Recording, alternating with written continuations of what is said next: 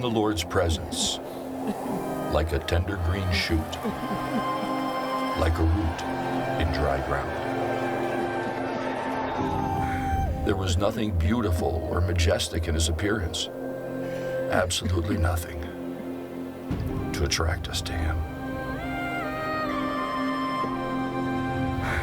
He was a man of sorrows, acquainted with deepest grief. We turned our backs on him and looked the other way. He was despised, and we did not care. Yet, it was our weaknesses that he carried. It was our sorrows that weighed him down. And we thought his troubles were a punishment from God for his own sins. Yet he was pierced for our rebellion. He was crushed for our sins. He was beaten so that we could be whole. He was whipped so that we could be healed. All of us, like sheep, have strayed away.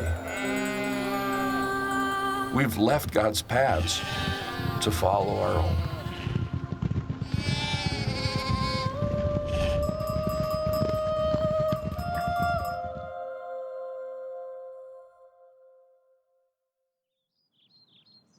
Life began to give me beating after beating. I was diagnosed with AIDS. The person I shared my life with passed away. A tremendous blow I received was a sentence of 2 years in prison. Deception and betrayal surrounded me.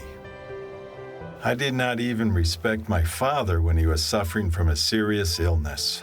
During my life, I had to face human justice and pay the consequences for the things I had done wrong. But when I think about having to face divine justice,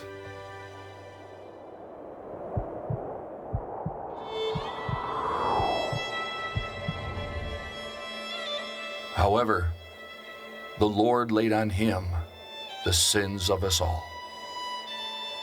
He was oppressed, but like a sheep in the slaughterhouse, he did not open his mouth. And now looking back, I understand that Jesus was beaten. He was whipped. He carried my sin on the cross so that I would not be beaten or whipped or crushed by sin.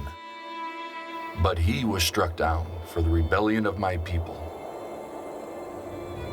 He had done no wrong, and he had never deceived anyone. But he was buried like a criminal.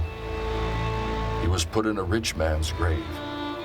I felt God's forgiveness. I felt God's hand healing me, cleansing me. I also had to make an important decision. I had to make an important choice in my life, to renounce my life of sin that was leading me toward death. But it was the Lord's good plan to crush him. When he sees all that is accomplished by his anguish, he will be satisfied. And because of his suffering, many will be counted righteous. All I can do is surrender my life to him and give him thanks. 1,000 times over, thank you, Jesus.